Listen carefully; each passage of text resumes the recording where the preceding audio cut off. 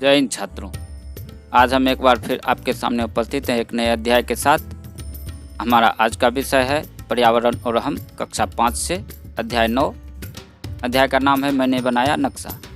छात्रों, आप सभी ने नक्शा का नाम सुना होगा, विशेष रूप से तब जब आपके आस पड़ोस में किसी दो व्यक्ति के बीच जमीन संबंधी विवाद होता है, तो उस स्थिति में उस क्षेत्र का नक्शा मंगाया जाता है और ज़मीन मापने वाले विशेषज्ञ, जिसे अमीन भी कहा जाता है, उससे उस क्षेत्र का मापन कराया जाता है एक विशेष गणितीय विधि के द्वारा, और फिर इस विवाद को सुलझाया जाता है। इस पूरे प्रक्रिया के दौरान उसके साथ एक नक्शा होता है जिसमें आड़ी तिरछे बेतरतीब सी लाइन खींची होती है, जो आपको समझ में नहीं आता होगा, लेकिन उस पूरे विवाद को सुलझाने में वह महत्वपूर्ण भूमिका निभाता है, क्योंकि वह उस क्षेत्र का नक्शा होता है और उसमें उस भूमि से संबंधित सारे महत्वपूर्ण संकेत दिए होते हैं। उसके आधार पर ही उस ज़मीन की माप की जा सकती है। इसके अतिरिक्त जब भी हम कहीं जाते हैं तब उस समय भी हमें उस स्थान के बारे में पता करने के लिए नक्शा की आवश्यकता पड़ती है। आजकल स्मार्टफोन का ज़माना है, मोबाइल भी आपके पास होगा, इंटरनेट भी आपके हाथ में है, तो आप अक्सर कहीं जाते होंगे और रास्ता भूल जाते होंगे तो आप गूगल मैप खोलते होंगे और आपको पता चल जाता है कि आपको जहां जाना है, जो आपका डेस्टिनेशन है, गंतव्य है, वहां पर आपको किस दिशा में बढ़ना है। आप गलत दिशा में नहीं बढ़ेंगे उसकी सहायता से। ये सब इसी नक्शा का कमाल है जो अब आधुनिक रूप ले चुका है। तो आइए हम नक्शा के बारे में कुछ प्रारंभिक जानकारी प्राप्त कर लें पाठ्य पुस्तक से। सुखदा खुशी से कूदते फांदते स्कूल से घर लौटी। घर आते ही अपनी कॉपी निकालकर सबको दिखाने लगी। मैडम आज सुखदा के घर आएगी। खुशी की बात है, मैडम ने आज स्कूल में सभी बच्चों को नक्शा बनाने का कार्य दिया था। मैडम ने पूछा था, बच्चों स्कूल से आपके घर कैसे पहुंचेंगे? नक्शा बनाकर दिखाइए। सुखदा ने अपने घर का नक्शा बनाया और अपने घर पहुंचने के लिए मैडम को प्रस्तुत कर दिया। मैडम ने बारी बारी सबके घर जाने की बात की थी। सुखदा का बनाया हुआ नक्शा कुछ इस प्रकार है, आप नीचे चित्र में देख सकते हैं। जब सुखदा ने अपना नक्शा बनाया तो उसमें वह दिशा संकेत डालना भूल गई, तो मैडम ने दिशा संकेत बना दिया। चित्र में आप दिशा संकेत को देख सकते हैं। दिशा संकेत कोई बहुत बड़ी चीज़ नहीं होती। आप गणित बनाते हैं, उसमें जोड़ का चिन्ह डालते हैं, वैसे ही एक सीधी रेखा खींची जाती है, एक खड़ी रेखा और एक दूसरी बड़ी रेखा। और उसके बाद हम देखते हैं कि जब हम अपने कॉपी पर चित्र बनाते हैं, नक्शा बनाते हैं, तो कॉपी के शीर्ष भाग ऊपर की ओर पूर्व दिशा होगा, जबकि नीचे कॉपी के सबसे निचले हिस्से में पश्चिम दिशा होगी, और कॉपी के दाईं ओर दक्षिण दिशा होगी और बाईं ओर उत्तर दिशा होगी। नक्शे में जब भी करेंगे तो दिशा इसी प्रकार होगा। आगे बढ़ते हैं छात्रों, यह सुखदा का बनाया हुआ चित्र है, यानी नक्शा है, और इस नक्शे को देखकर आप देख सकते हैं कि इस नक्शे में रास्ता है, कुछ घर है, कहीं मंदिर है, कहीं घंटा चौक है, कहीं खेत भी है, विद्यालय भी है और कुछ पेड़ पौधे भी हैं। इस प्रकार आप देख सकते हैं कि इसमें बहुत सारी चीज़ें हैं जिसे एक विशेष प्रकार के चित्र के माध्यम से दर्शाया गया है। इन चित्रों को संकेत चित्र बोला जाता है, और आप जब भी किसी भी नक्शे को देखेंगे तो उसमें ऐसे ही एक समान संकेत दिखाई पड़ता है, और इसके माध्यम से हम आसानी से समझ जाते हैं कि यहाँ पर यह चीज़ है। छात्रों, कोई भी नक्शा बनाने से पहले हमें कुछ संकेत चित्रों के बारे में जान लेना चाहिए। आइए हम जानते हैं कि नक्शा बनाने के दौरान हमें किन किन संकेत चिन्हों की आवश्यकता पड़ती है। इनमें से कुछ के बारे में हम जानकारी प्राप्त करते हैं। यह स्कूल का संकेत है, यह पुल का संकेत है, यह रेल की पटरी है, यह मंदिर का संकेत है, यह पेड़ का संकेत है, यह सड़क का संकेत है, यह नदी का संकेत है, यह घर का संकेत है। जब कभी आप कहीं जाते हैं तो रास्ते में आपको पेट्रोल पंप दिखता होगा और पेट्रोल पंप के कुछ पहले ही आपको इस प्रकार का संकेत दिखता होगा। यह संकेत होता है कि आगे पेट्रोल पंप है। यह संकेत स्वास्थ्य केंद्र को दर्शाता है, या चाहे वो स्वास्थ्य केंद्र छोटा स्वास्थ्य केंद्र हो या बड़ा हॉस्पिटल हो। ऐसा संकेत देखने से हमें पता चलता है कि यहाँ पर अस्पताल है।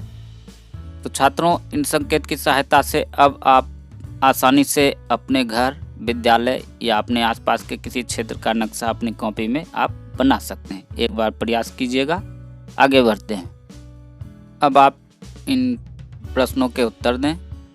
दिशा का संकेत नक्शे में डालना क्यों जरूरी होता है? तो आपको पहले ही बताया जा चुका है और आप भली भांति जानते हैं। दिशा का संकेत नक्शे में नहीं डालने से हमें पता ही नहीं चलेगा कि हमें किस दिशा में जाना है और किस दिशा में कौन सा डेस्टिनेशन है, यानी कौन सा स्थान है। इसलिए नक्शे में दिशा होना जरूरी है। इसके बिना नक्शा अपूर्ण ही नहीं बल्कि निरर्थक हो जाता है। सुखदा ने नक्शे के साथ संकेत सूची क्यों बनाई? संकेत सूची नक्शे में भी है और आपको उसके अतिरिक्त और भी कुछ संकेत सूची है, मैंने आपको अभी दिखाया है। इस संकेत सूची के माध्यम से हमें पता चलता है कि किस स्थान पर क्या है, क्योंकि अलग अलग नक्शे में अलग अलग प्रकार की संकेत सूची भी कभी कभी बन जाती है, जो कि उस नक्शे विशेष के लिए मान्य होता है। तो उस स्थिति में आप उस संकेत सूची को देखकर उसके बारे में पता कर लेंगे कि यह क्या है। सुखदा नक्शे में कुछ संकेत बनाना भूल गई है, वे संकेत सूची के खाली स्थानों में आप बनाइए। सुखदा का घर स्कूल के किस दिशा में है? लीजिए, मैंने आपके सामने नक्शा रख दिया। अब आप आसानी से पता कर सकते हैं कि सुखदा का घर स्कूल के किस दिशा में है। तो छात्रों, सुखदा का घर स्कूल के दक्षिण दिशा में, क्योंकि सुखदा का घर विद्यालय के नीचे की दिशा में है और नीचे आपको बताया गया है कि दक्षिण दिशा होती है। अगला प्रश्न है, घंटा चौक के पूर्व में क्या है? तो छात्रों, इस चित्र का अवलोकन करने से हमें पता चलता है कि घंटा चौक के पूर्व दिशा में एक सड़क गई है और उसके आसपास कुछ घर, पेड़ पौधे इत्यादि हैं। स्कूल से निकलकर किस दिशा में चलने पर घंटा चौक आएगा? तो चित्र को देखने से हमें ज्ञात होता है कि स्कूल से दक्षिण दिशा की ओर चलने पर घंटा चौक आएगा। स्कूल से घंटा चौक आते समय कौन कौन सी चीज़ें पूर्व की ओर आती हैं? स्कूल से निकलकर घंटा चौक की ओर आते समय पूर्व की दिशा में सड़क, पेड़ पौधे, घर इत्यादि आते हैं। अगला प्रश्न है, जब घंटा चौक से स्कूल जाते हैं तब क्या वे चीज़ें पूर्व की तरफ ही आती है? ऐसा क्यों होता होगा? सोच कर लिखिए। छात्रों, जब घंटा चौक से स्कूल की ओर हम जब जाते हैं तो वे सभी चीज़ें पूर्व की तरफ ही आती हैं। ऐसा इसलिए क्योंकि हमारे खुद के दिशा बदलने या दूसरी दिशा में प्रस्थान करने से स्थान का दिशा नहीं बदलता है, वह हमेशा अस्थायी होता है। जो चीज़ पूर्व में है वह उसी दिशा में रहेगी, वह नहीं बदलेगा। आगे है, नक्शा बनाते समय रामू काका की दुकान और बलदेव काका की दुकान दर्शाने में सुखदा सोच में पड़ गई। उसने दो एक जैसे डब्बे बना दिए, मगर बलदेव काका तो सब्जी बेचते हैं और रामू काका लकड़ी का सामान। तो आप बताइए कि आप सुखदा की जगह होते तो ऐसी परिस्थिति में क्या करते? छात्रों, संकेत सूची को देखने के बाद आप अच्छी तरह से समझ गए होंगे कि क्या करना होता है। क्योंकि दुकान, अलग अलग चीज़ों की दुकान को अलग अलग तरह से चित्रित करना संभव नहीं है, इसलिए वहाँ पर हम लिख देते हैं किराने की दुकान, सब्जी की दुकान या फल की दुकान। इस प्रकार हम लिख देते हैं और हमें आसानी से पता चल जाता है। हम भी ऐसा ही करेंगे। आइए अब हम अपने राज्य के बारे में जानें। हमारा राज्य, हमारा जिला। अगले दिन मैडम कक्षा में बिहार का नक्शा लेकर आई, जो इस प्रकार है। आपके सामने बिहार का पूरा नक्शा है और इसमें आप देख सकते हैं बिहार में कुल 38 ज़िले हैं और सभी के नाम आपके पाठ्य पुस्तक में हैं, जो आप यहाँ देख रहे हैं। इसमें कुछ विशेष जानकारी हमें यहाँ पर ले लेनी है। तो इसमें आपको ये जानना है कि बिहार की चौहद्दी क्या होगी। चौहद्दी मतलब चारों ओर, जो हम दिशा संकेत जानते हैं पूर्व पश्चिम उत्तर दक्षिण, उसके आधार पर आप यहाँ ऊपर देख सकते हैं एन लिखा हुआ है। एन का मतलब है नॉर्थ, यानी ये उत्तर दिशा है।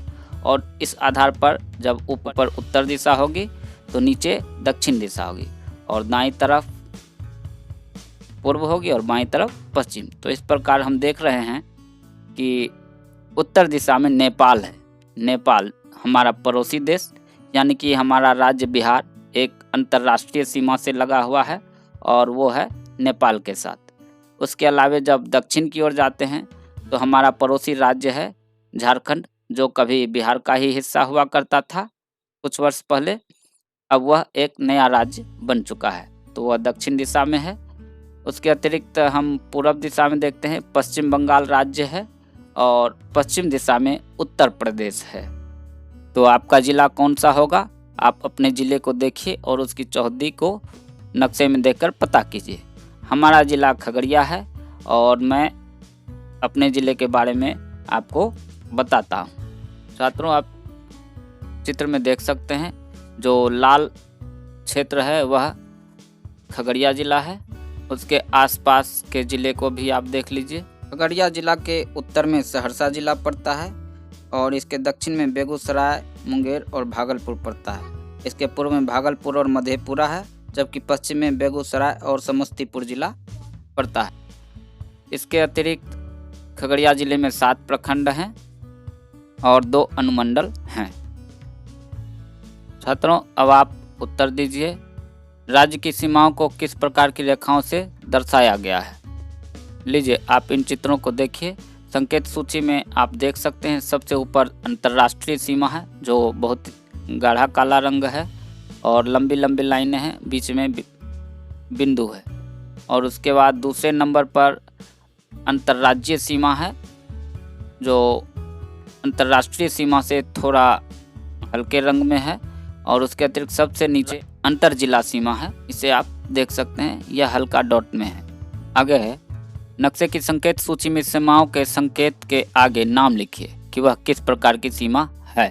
आपको चित्र में अभी दिखा चुके हैं और आपके पास पुस्तक है, आप आसानी से देखकर लिख सकते हैं। अन्य नक्शे अथवा एटलस में देखकर उपरोक्त बातों की जांच कीजिए। तो आपके पास अगर अन्य नक्शा है तो आप उसे आसानी से देख सकते हैं और बता सकते हैं। बिहार में कुल कितने ज़िले हैं, गिनकर लिखिए। आपको पहले भी बता चुके हैं और आपके पुस्तक में सभी ज़िलों के नाम लिखे गए हैं। बिहार में कुल 38 ज़िले हैं, आप सभी को लिख सकते हैं। और बिहार की राजधानी पटना है, आपको अच्छी तरह से पता है। आप जिस ज़िले में रहते हैं नक्शे में नाम ढूंढकर उसमें रंग भरिए। तो हमारा ज़िला खगड़िया है और मैंने लाल रंग से उसे रंग लिया है। आप अपने ज़िले को अपने मनपसंद रंग से रंग सकते हैं। आगे बढ़ते हैं। अपने पड़ोसी ज़िले का नाम लिखिए, वे किन दिशाओं में है यह भी लिखिए। तो छात्रों, मैंने अभी अपने ज़िले खगड़िया के बारे में लिखा है और उसकी चौहद्दी लिखी है। आपको अपने ज़िले की चौहद्दी को ही लिखना है, वही इस प्रश्न का उत्तर होगा। अगला प्रश्न है, वैशाली ज़िले के पूर्व में कौन सा ज़िला है।